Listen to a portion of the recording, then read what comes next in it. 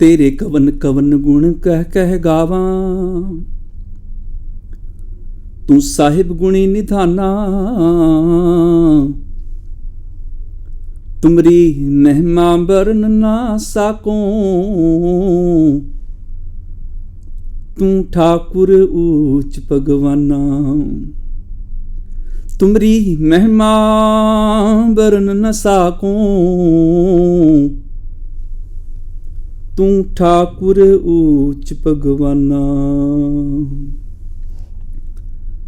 जगत गुरु धन धन धन धन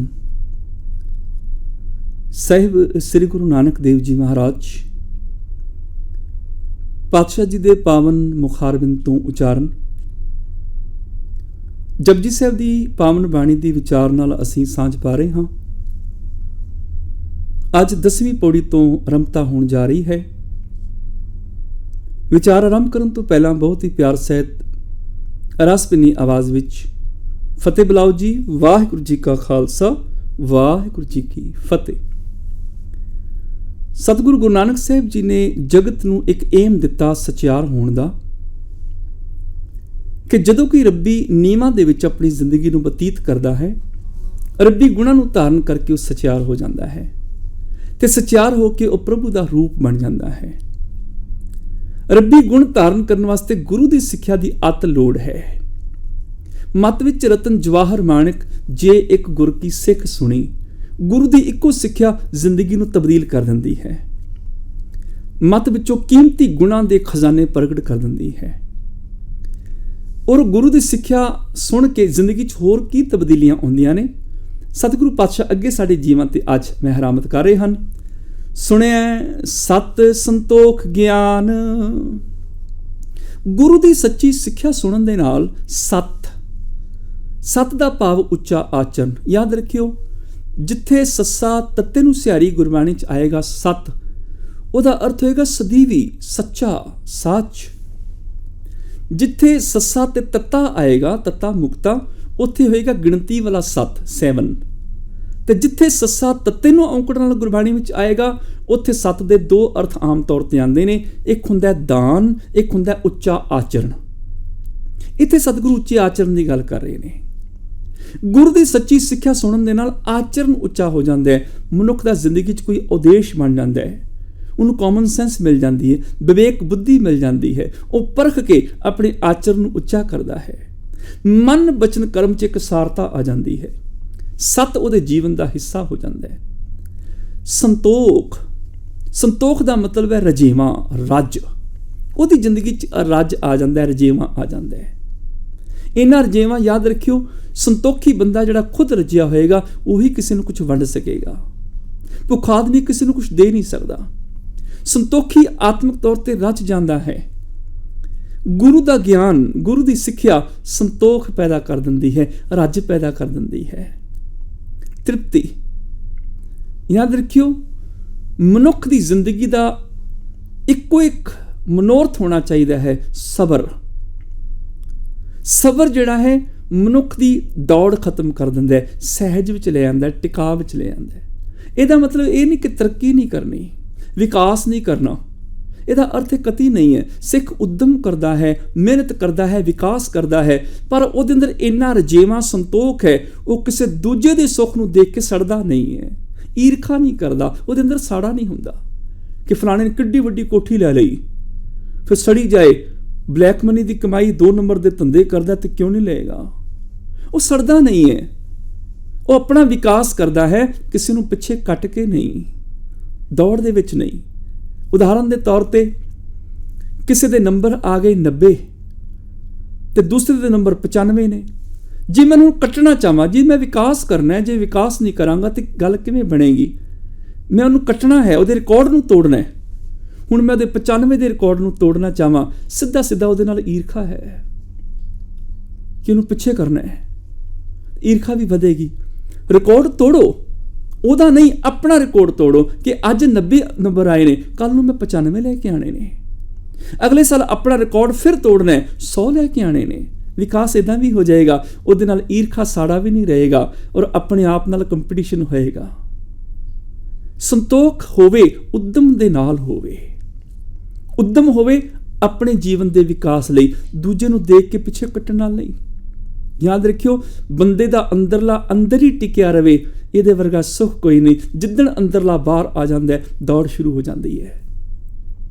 ਰੋਜ਼ ਕੰਮ ਤੇ ਆਉਂਦਾ ਹੈ, ਦੁਪਹਿਰੇ ਟਿਫਨ ਖੋਲ ਕੇ ਖਾਣਾ ਖਾਂਦਾ ਹੈ, ਖੁਸ਼ੀ ਖੁਸ਼ੀ ਸ਼ਾਮ ਨੂੰ ਘਰ ਚਲਾ ਜਾਂਦਾ ਹੈ। ਅੱਜ ਦੁਪਹਿਰੇ ਟਿਫਨ ਖੋਲ ਕੇ ਖਾਣ ਲੱਗਿਆ, ਅੰਦਰਲਾ ਬਾਹਰ ਆ ਗਿਆ, ਗੁਆਂਢੀ ਦੇ ਥਾਲ 'ਚ ਨਜ਼ਰ ਪੈ ਗਈ, ਹੈ ਏਡੇ ਲਜ਼ੀਜ਼ ਪਕਵਾਨ, ਮੇਰੇ ਜਿੰਨੀ ਤਨਖਾਹ, ਜ਼ਰੂਰ ਇਹ ਰਿਸ਼ਵਤ ਲੈਂਦਾ ਹੋਏਗਾ, ਜ਼ਰੂਰ ਠੱਗੀ ਮਾਰਦਾ ਹੋਏਗਾ, ਮੈਂ ਵੀ ਪਾਪ ਕਰਕੇ ਇੰਨੀ ਮਾਇਆ ਇਕੱਠੀ ਕਰਾਂਗਾ, ਕੱਲ ਨੂੰ ਇਹਦੇ ਤੋਂ ਵਧੀਆ ਭੋਜਨ ਲੈ ਕੇ ਆਵਾਂਗਾ। ਦੌੜ ਸ਼ੁਰੂ ਹੋ ਗਈ, ਅੰਦਰਲਾ ਬਾਹਰ ਆ ਗਿਆ, ਦੂਜੇ ਨਾਲ ਕੰਪੀਟੀਸ਼ਨ ਸ਼ੁਰੂ ਹੋ ਗਿਆ।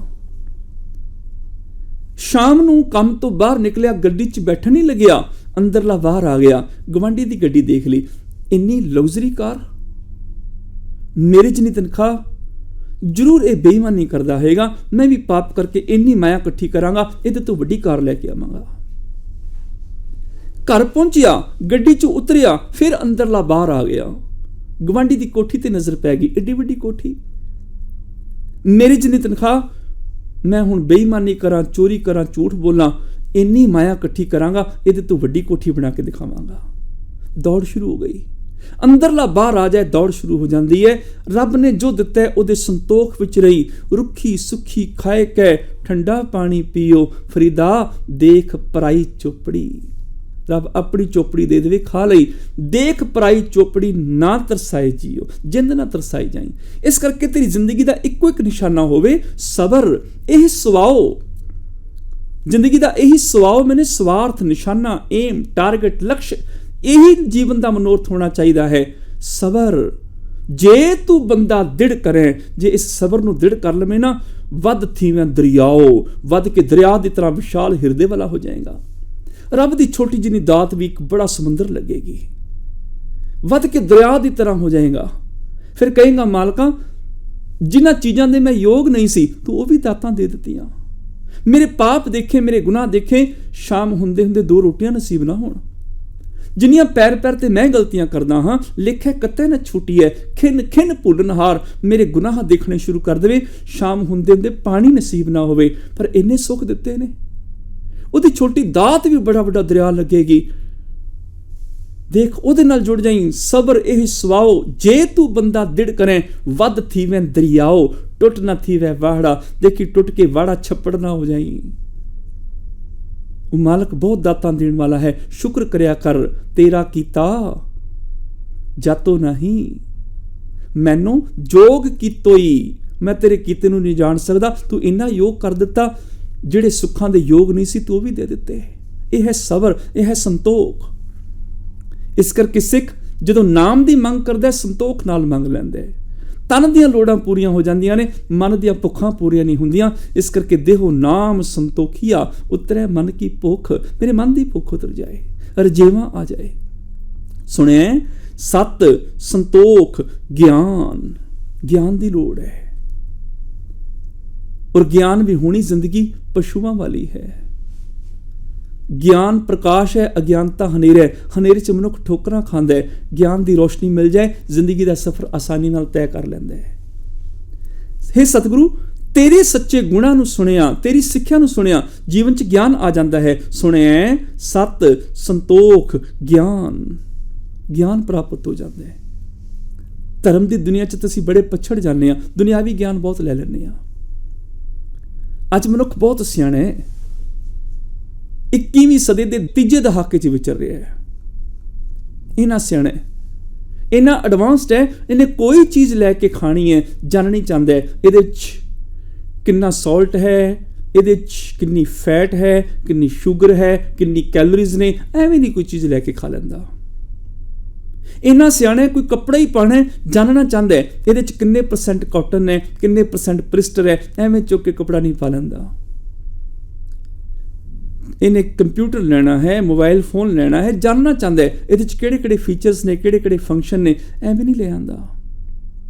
ਆਟਾ ਹੀ ਲੈਣਾ ਹੁੰਦਾ ਹੈ ਨਾ, ਇੰਨਾ ਸਿਆਣਾ ਹੈ, ਜਾਣਨਾ ਚਾਹੁੰਦਾ ਹੈ ਕਿ 10 ਰੁਪਏ ਸਸਤਾ ਆਟੇ ਦਾ ਬੈਗ ਕਿੱਥੋਂ ਮਿਲਦਾ, ਉੱਥੋਂ ਲੈ ਕੇ ਆਵਾਂਗਾ।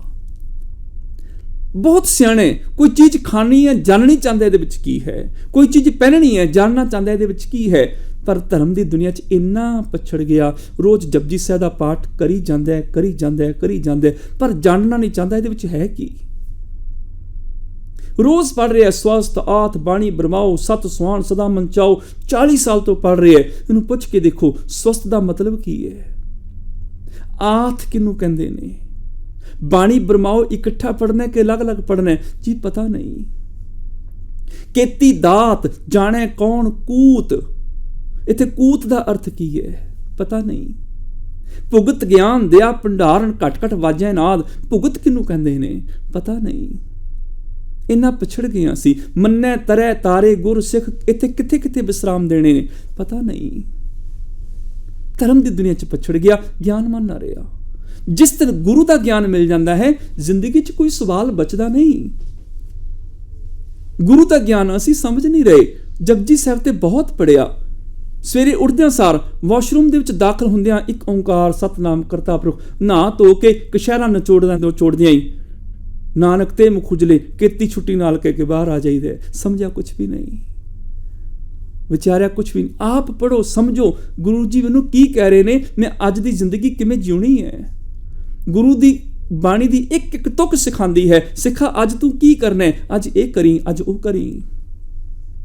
ਇੱਕ ਇੱਕ ਪਲ ਗੁਰੂ ਗਿਆਨ ਦਿੰਦਾ ਹੈ। ਯਾਦ ਰੱਖਿਓ ਜਿਸ ਘਰ ਵਿੱਚ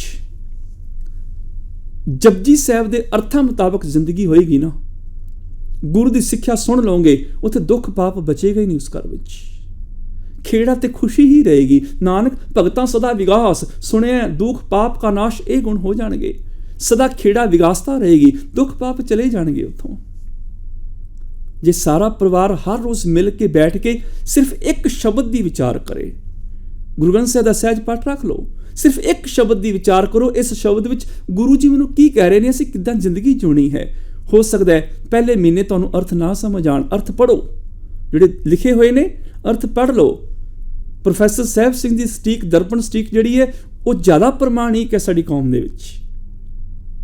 ਸ਼੍ਰੋਮਣੀ ਕਮੇਟੀ ਸਮੇਤ ਇਤਿਹਾਸਕ ਗੁਰਦੁਆਰਿਆਂ ਦੇ ਵੱਡੇ ਵੱਡੇ ਸਾਰੇ ਗੁਰਦੁਆਰਿਆਂ 'ਚ ਲਗਭਗ ਉਸੇ ਸਟੀਕ ਦੇ ਵਿੱਚੋਂ ਅਰਥ ਜਿਹੜੇ ਨੇ ਬੋਰਡ ਦੇ ਉੱਪਰ ਲਿਖੇ ਜਾਂਦੇ ਨੇ, ਸਕਰੀਨ ਤੇ ਡਿਸਪਲੇ ਹੁੰਦੇ ਨੇ। ਬਹੁਤ ਹੱਦ ਤੱਕ ਪ੍ਰਮਾਣਿਕ ਹੈ, ਉਹੀ ਅਰਥ ਪੜ੍ਹ ਲਓ।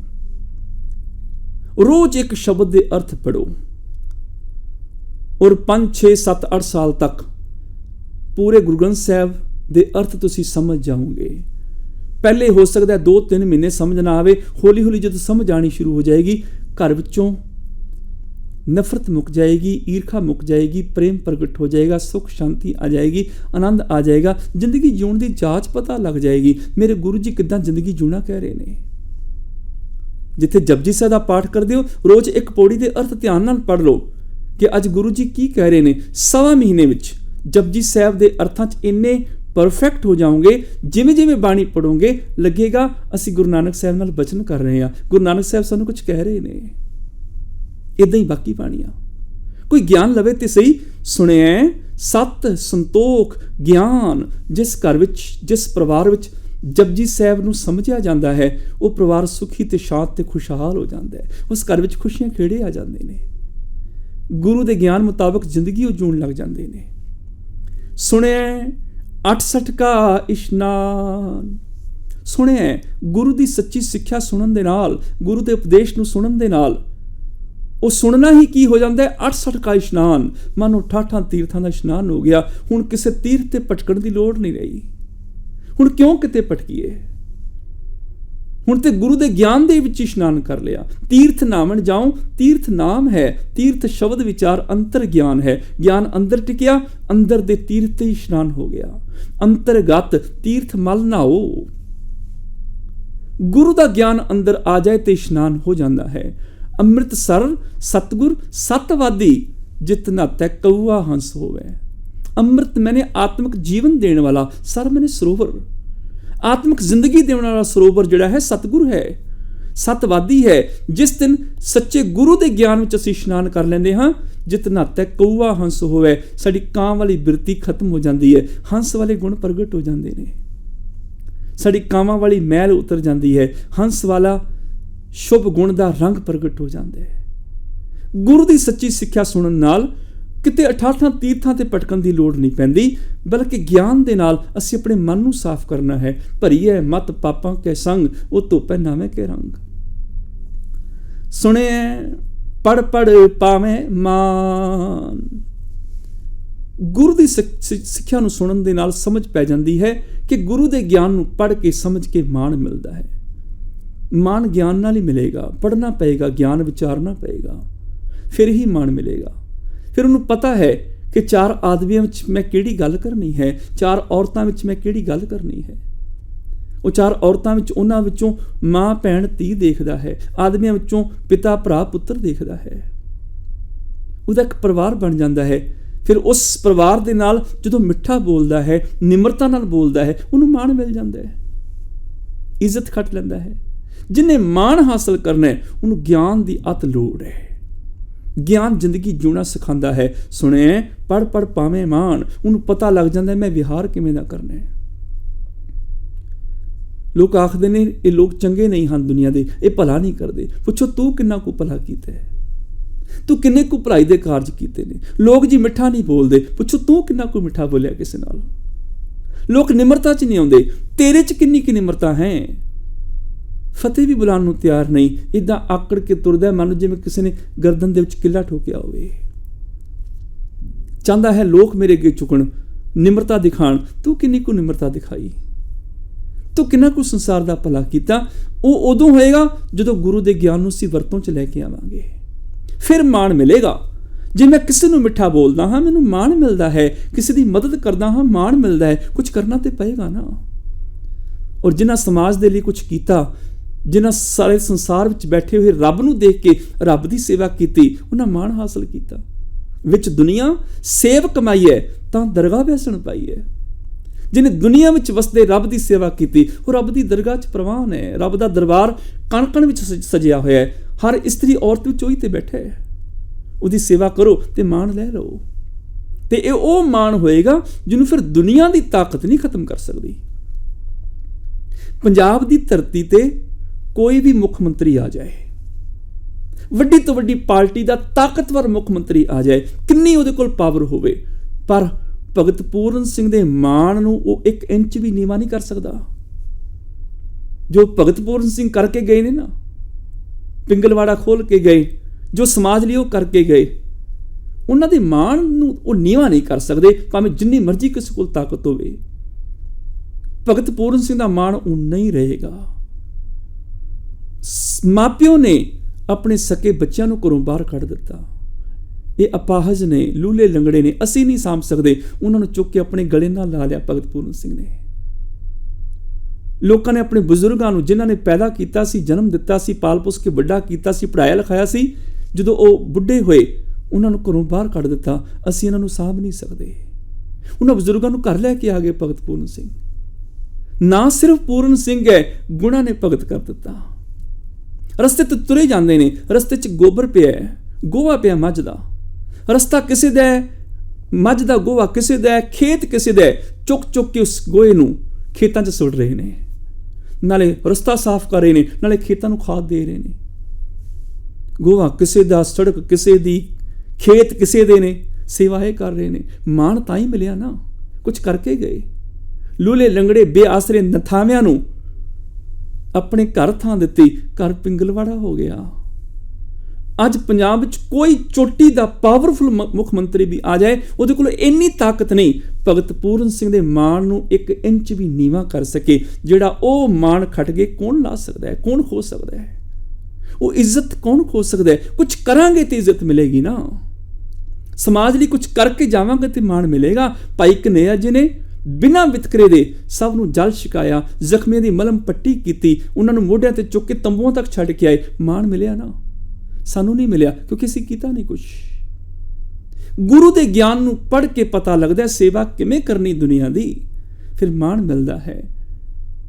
ਗੁਰੂ ਦੇ ਗਿਆਨ ਨੂੰ ਪੜ੍ਹ ਕੇ ਸਮਝ ਲੱਗਦੀ ਹੈ ਜ਼ਿੰਦਗੀ ਨੂੰ ਕਿਵੇਂ ਜਿਉਣਾ ਹੈ, ਕਿਵੇਂ ਬੋਲਣਾ ਹੈ, ਕਿਵੇਂ ਸੁਣਨਾ ਹੈ, ਕਿਵੇਂ ਦੇਖਣਾ ਹੈ, ਕਿਵੇਂ ਕਰਮ ਕਰਨੇ ਹਨ। ਸੁਣਿਐ ਪੜ੍ਹ ਪੜ੍ਹ ਪਾਵੇਂ ਮਾਨ। ਜਿਨ੍ਹਾਂ ਨੇ ਗੁਰੂ ਦੀ ਸੱਚੀ ਸਿੱਖਿਆ ਨੂੰ ਸੁਣਿਆ, ਉਹਨਾਂ ਨੇ ਪੜ੍ਹਿਆ ਗਿਆਨ ਨੂੰ, ਵਿਚਾਰਿਆ ਗਿਆਨ ਨੂੰ, ਪੜ੍ਹ ਕੇ ਫਿਰ ਮਾਣ ਹਾਸਲ ਕੀਤਾ। ਉਹਨਾਂ ਨੂੰ ਕਰਮਾਂ 'ਚ ਢਾਲ ਕੇ ਇੱਜ਼ਤ ਹਾਸਲ ਕੀਤੀ। ਸੁਣਿਐ ਲਾਗੈ ਸਹਿਜ ਧਿਆਨ। ਗੁਰੂ ਦੀ ਸੱਚੀ ਸਿੱਖਿਆ ਸੁਣਿਆ ਪਤਾ ਲੱਗਦਾ ਹੈ, ਲਾਗੈ ਸਹਿਜ ਧਿਆਨ। ਧਿਆਨ ਕਿਹਦੇ ਚ ਲਾਣਾ ਹੈ? ਆਮ ਤੌਰ ਤੇ ਅਸੀਂ ਅੱਖਾਂ ਬੰਦ ਕਰਕੇ ਧਿਆਨ ਲਾਉਣ ਦੀ ਕੋਸ਼ਿਸ਼ ਕਰਦੇ ਹਾਂ, ਪਰ ਗੁਰੂ ਜੀ ਇੱਥੇ ਤੇ ਇਹ ਕਹਿ ਰਹੇ ਨੇ, ਸਹਿਜ ਦੇ ਜੱਜੇ ਨੂੰ ਸਿਆਰੀ ਹੈ, ਸਹਿਜ ਵਿੱਚ ਲਾਗੈ ਧਿਆਨ। ਧਿਆਨ ਸਹਿਜ ਚ ਲੱਗ ਜਾਏ। ਸੁਣਿਐ ਲਾਗੈ ਸਹਿਜ ਧਿਆਨ। ਤੇਰਾ ਧਿਆਨ ਸਹਿਜ ਵਿੱਚ ਲੱਗ ਜਾਏ, ਤੂੰ ਅਡੋਲ ਹੋ ਜਾਏ। ਅੱਖਾਂ ਖੋਲਣੀਆਂ ਨੇ, ਬੰਦ ਨਹੀਂ ਕਰਨੀਆਂ।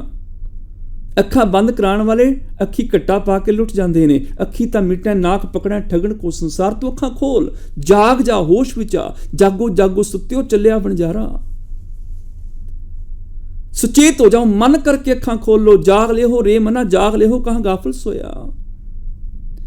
ਅੱਖਾਂ ਬੰਦ ਕਰਕੇ ਧਰਤੀ ਤੇ ਇੱਕ ਕਦਮ ਨਹੀਂ ਤੁਰਿਆ ਜਾਂਦਾ। ਤੂੰ ਰੱਬ ਦੇ ਘਰ ਜਾਣ ਦੀ ਗੱਲ ਕਰ ਰਹੇ ਹੈ। ਗੁਰੂ ਜੀ ਤੇ ਬਾਣੀ 'ਚ ਆਖਦੇ ਨੇ, ਜਿੱਧਰ ਦੇਖਦਾ ਰੱਬ ਦਿਸ ਰਿਹਾ। ਤੇ ਜੇ ਰੱਬ ਦਿਸ ਹੀ ਰਿਹਾ ਤੇ ਅੱਖਾਂ ਬੰਦ ਕਿਉਂ ਕਰਾਂ? ਜੈ ਜੈ ਪੇਖੋਂ ਤੈ ਹਜ਼ੂਰ, ਦੂਰ ਕਤੋ ਨਾ ਜਾਈ। ਰੱਬ ਰਿਹਾ ਸਰਵਤਰ, ਮਹਿਮਨ ਸਦਾ ਧਿਆਈ। ਧਿਆਨ ਲਗਾਣਾ ਹੈ ਸਹਿਜ ਵਿੱਚ। ਸੁਣਿਐ ਲਾਗੈ ਸਹਿਜ ਧਿਆਨ। ਸਹਿਜ ਵਿੱਚ ਧਿਆਨ ਲਗਾਣਾ ਹੈ, ਅਡੋਲਤਾ ਵਿੱਚ ਧਿਆਨ ਲਗਾਣਾ ਹੈ। ਜੀਵਨ ਵਿੱਚ ਗੁਣ ਸਹਿਜ ਵਿੱਚ ਆ ਜਾਣ, ਸੁਭਾਵਕ ਹੋ ਜਾਣ। ਦੋ ਚੀਜ਼ਾਂ ਹੁੰਦੀਆਂ ਨੇ, ਇੱਕ ਸਹਿਜ, ਇੱਕ ਉਚੇਚ। ਜਿੱਥੇ ਦੂਰੀ ਹੋਵੇ ਉੱਥੇ ਉਚੇਚ ਕਰਨੀ ਪੈਂਦੀ ਹੈ, ਜਿੱਥੇ ਨੇੜਤਾ ਹੋਵੇ ਉੱਥੇ ਸਹਿਜ ਹੈ। ਜੇ ਪ੍ਰਾਹੁਣਿਆਂ ਨੇ ਘਰੇ ਆਣਾ, ਉਚੇਚ ਕਰਨੀ ਪਏਗੀ। ਉਹ ਦੂਰ ਨੇ ਸਾਡੇ ਤੋਂ, ਉਹਨਾਂ ਨੂੰ ਪੁੱਛਣਾ ਪਏਗਾ ਕਿਹੜੀ ਸਬਜ਼ੀ ਖਾਣਾ ਪਸੰਦ ਕਰਦੇ ਹੋ, ਉਹ ਬਣਾ ਦੇਵਾਂਗੇ।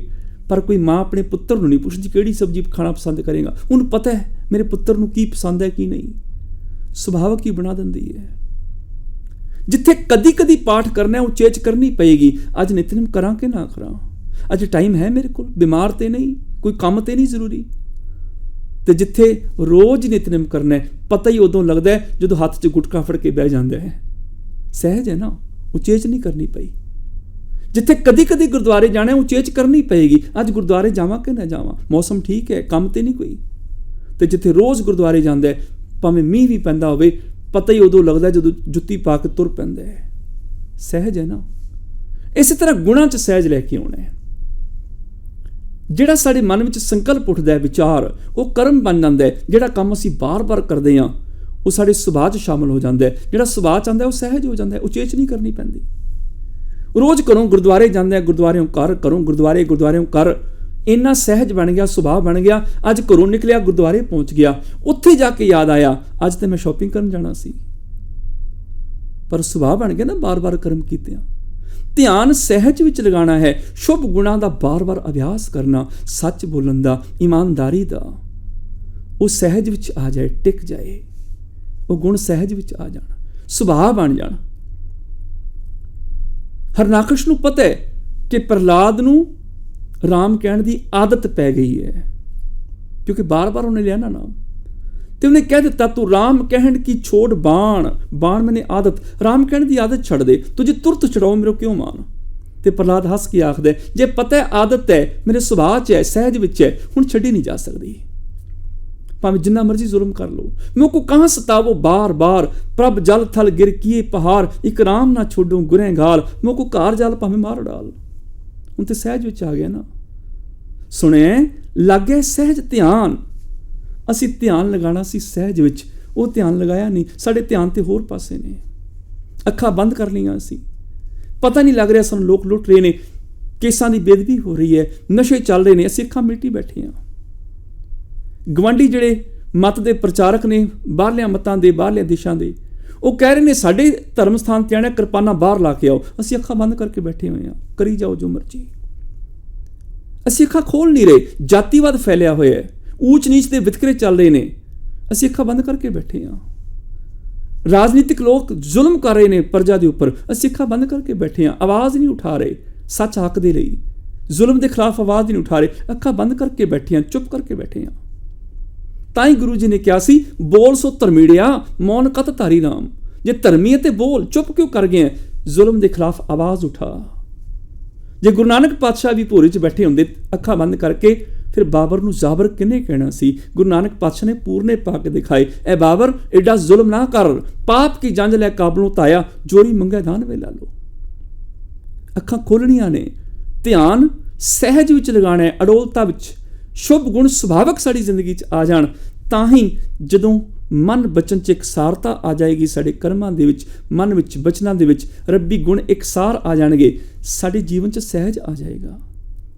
ਨਾਨਕ ਭਗਤਾਂ ਸਦਾ ਵਿਗਾਸ। ਹੇ ਨਾਨਕ, ਭਗਤਾਂ ਦੀ ਜ਼ਿੰਦਗੀ 'ਚ ਸਦਾ ਹੀ ਖੇੜਾ ਆਨੰਦ ਹੈ, ਹਰ ਹਾਲਤ ਵਿੱਚ ਉਹ ਆਨੰਦਿਤ ਰਹਿੰਦੇ ਨੇ। ਸੁਣਿਆ ਦੁੱਖ ਪਾਪ ਕਾ ਨਾਸ਼।